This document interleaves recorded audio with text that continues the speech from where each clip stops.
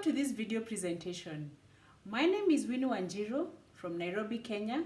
I'm an advanced nurse practitioner student at the University of Cape Town, South Africa. Today, I will talk to you about a nursing leadership framework that I have designed, which is meant to give direction and strategy for nurse leaders in various healthcare settings. Now here is a brief overview of what the video contains. I will talk to you about leadership, but with more emphasis on nursing leadership. I will mention some of the challenges that nurse leaders face across the globe, and then finally, I will present to you the nursing leadership framework that I designed in a little bit more detail. So let's get started. We will now see how some of the world's greatest business thinkers define leadership. Bill Gates, the founder of Microsoft Corporations, has this to say about leadership. As we look ahead into the next century, leaders will be those who empower others. New York Times best-selling author Kevin Kruse defines leadership as a process of social influence which maximizes the efforts of others towards the achievement of a goal. Professor Warren Bennis, one of the greatest pioneers in the field of leadership studies, defines leadership as the capacity to translate vision into reality. Why leadership? Leadership is essential for making safe and effective healthcare a reality. It is also necessary for improving the quality and safety in healthcare service delivery and aligning systems for improvements to occur. Leadership is about building a culture that promotes interprofessional teamwork while setting strategic goals for patient safety. It's about supporting efforts to achieve improvement goals while providing resources for strengthening systems and removing any obstacles that may interfere with safe delivery of care. We will now review the recommendations of the Institute of Medicine 2010 landmark report dubbed The Future of Nursing, Leading Change and Advancing Health in regard to nursing leadership. Some of these recommendations include expanding opportunities for nurses to lead the process of change in order to advance health. The future of nursing depends on educating and supporting all levels of nurse leaders. Increasing the number of nurse leaders in positions of leadership is also a key recommendation in the Institute of Medicine 2010 report. This report further calls for nurses to be involved in major decision-making bodies which help lead change that transforms healthcare. It calls for healthcare decision makers at every level to include representations from the nursing team, on executive management teams, and in other key leadership positions. Similarly, the International Council of Nursing, ICN, recognizes that health system reforms are underway in all parts of the world. The ICN also believes that nurse leaders have the opportunity to lead these reforms. We will now explore some of the challenges that nurse leaders face. These include: 1. Traditionally, nursing was seen as a subservient career where the nurse's job included taking and implementing orders without question. Nursing was seen as a career that was based on caring and not on evidence. It was also seen as a fallback career for those who did not get enough grades to become doctors. It was viewed as an essential service but not a decision-making service. Over the years, these myths and misconceptions have been proven to be unfounded as more and more nurses advance in education, research, and leadership positions. We will now talk about the leadership framework.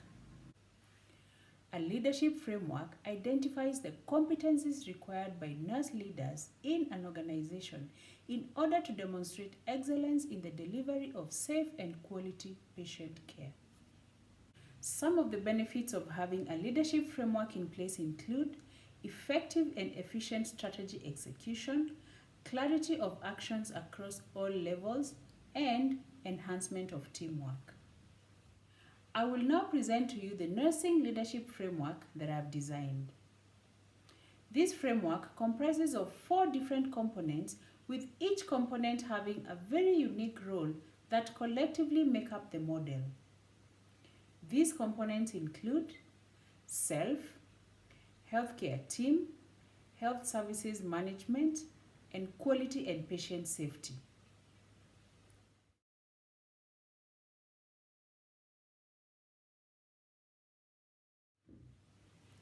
I will now present to you the first component of the leadership model, and that is on self.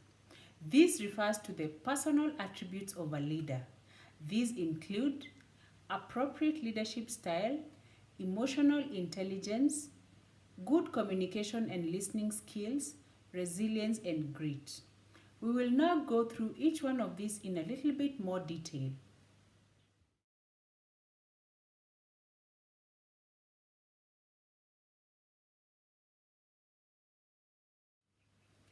We will now talk about leadership styles.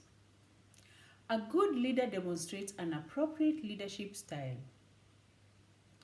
Traditional leadership styles were majorly transactional, where the leader focused on maintenance of stability, status quo, and tradition. Transformational leadership, however, is leadership by example. Followers see their leaders' behavior and they are inspired to change for the better. A number of studies have been published on the impact of nursing leadership styles on patient outcomes. Most of these studies encourage a focused shift from transactional leadership to transformational leadership. In transformational leadership, the leader encourages the followers to question old assumptions and traditions, prompting them to come up with novel ideas for solving problems more effectively. Good leaders, however, demonstrate both transactional and transformational characteristics, requiring merging of both styles to complement and enhance each other. The second component in self is emotional intelligence. This is the ability to perceive, control, and evaluate emotions in oneself as well as in others, and to use that information appropriately. It's the ability to make healthy adapted choices on being able to identify, understand, and manage own emotions as well as those of others.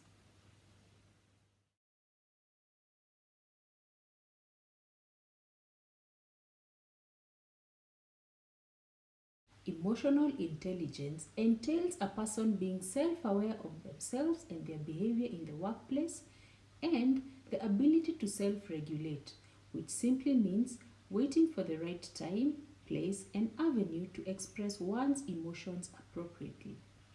This enables a leader to be good at managing conflict and diffusing tense and difficult situations. Leaders should be aware of their personality type and how it influences their emotions as well as the emotions of others. In the words of Maya Angelou, people will forget what you said, people will forget what you did, but people will never forget how you made them feel. The third component in self is good communication and listening skills. A good leader is one who communicates effectively and advocates for patient safety and quality improvement. The leader understands and engages with patients and families in order to respond to the patient's concerns. The leader engages and manages other external stakeholders like politicians and other healthcare authorities and responds to them appropriately. Resilience and grit is the fourth component we will discuss in self. A good leader should develop the capacity to recover quickly from difficult situations. In her book, The Power of Passion and Perseverance, Angela Lee Duckworth defines grit as passion and perseverance for long-term goals. Grit is what keeps a leader moving forward through strings of rejection, the pain of failure, and the struggle with adversity. When life knocks you down, there is a temptation to stay down and give up. But according to Angela, grit does not let you quit. The second component of the leadership model is on healthcare teams. This comprises of conflict resolution, working with teams, change management, staff motivation, and continuing professional development.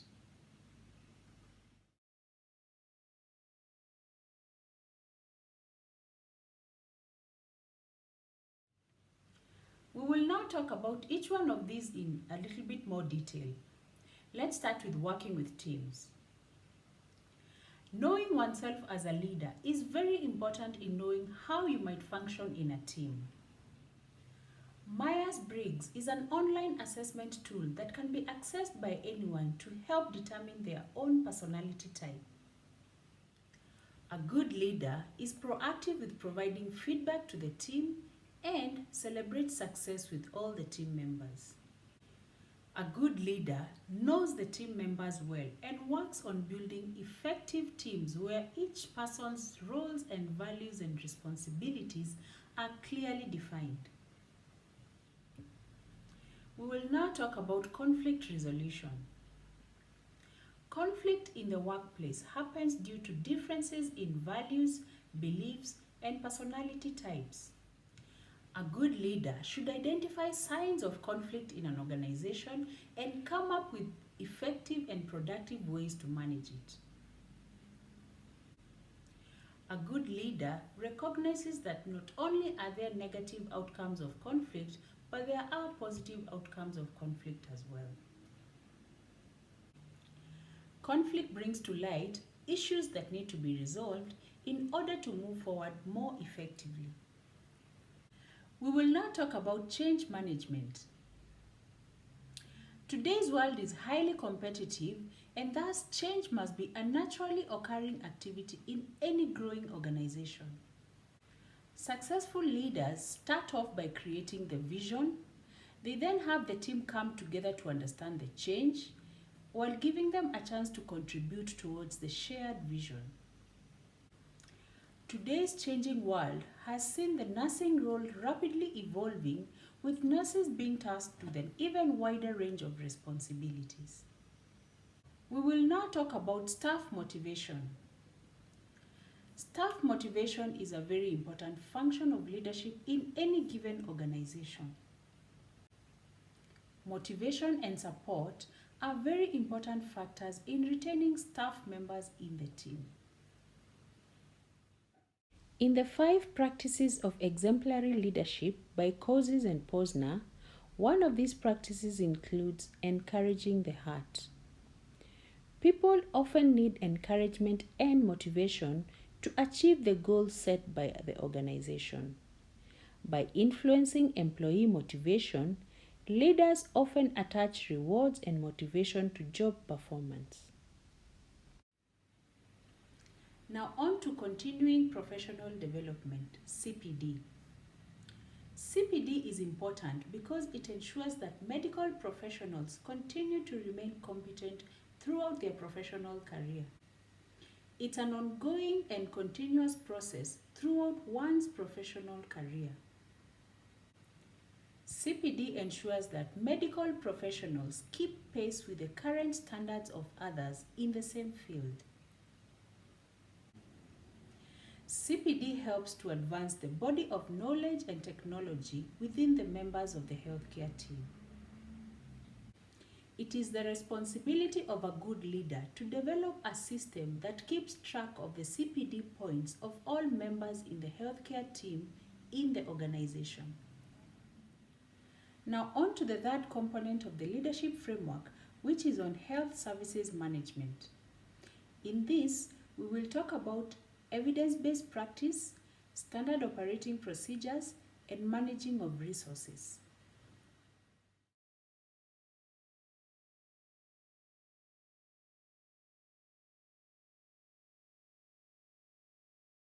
We will start off with evidence-based practice. In 2002, Dr. David Sackett defined evidence-based practice as integrating clinical expertise, best research evidence, and patient values and preferences in clinical decision-making process for patient care. This integration of the three components enhances the opportunity for optimal clinical outcomes and improved quality of life.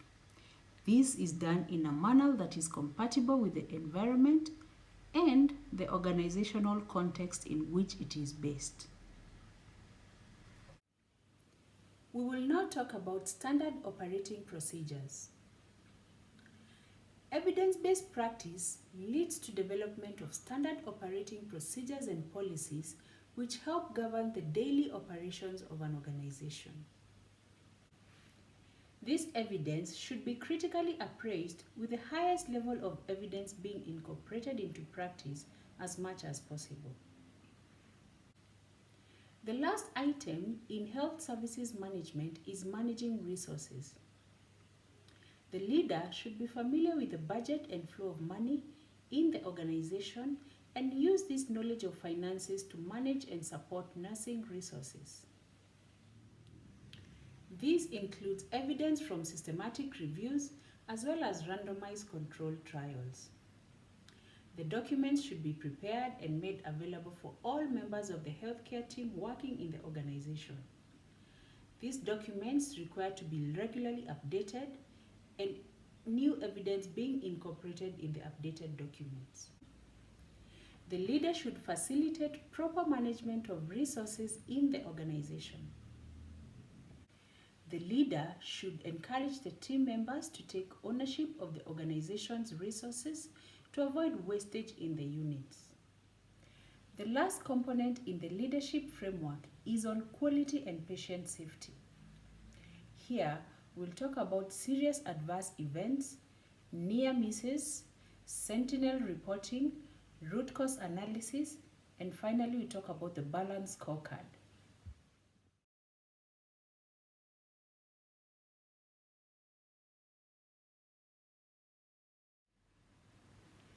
Medical mistakes in hospitalized patients accounts for a large number of deaths every day across the world. Medication errors adds to the numerous costs in the already strained financial resources in our developing countries, not to mention the devastating effects on the patient, family, and society at large. Similarly, hospital-acquired infections further puts a strain on financial resources, results in prolonged hospital stay, and reduced levels of satisfaction in staff. The hospital should take measures to improve on quality and patient safety, such as proper patient identification, management of medication errors, minimizing hospital-acquired infections, safe surgery procedures, and prevention of falls in hospitals, especially in children. Sentinel events reporting should be encouraged in the organization by developing a system that is anonymous and non-punitive to encourage staff to report on serious adverse events as well as near misses.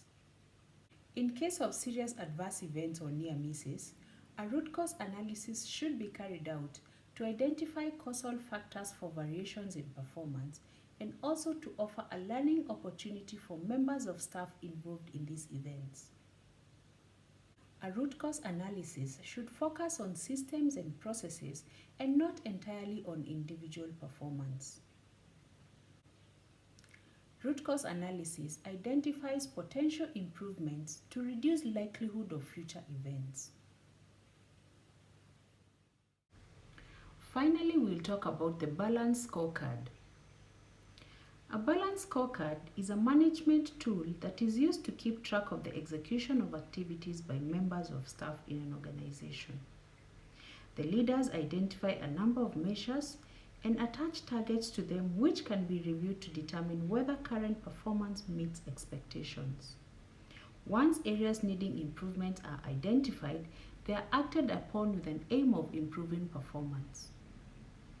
Kaplan and Norton proposed 4 components of the balanced scorecard. These include financial, customer, internal processes, and learning and growth. All these 4 components are centered towards the vision and strategy of the organization.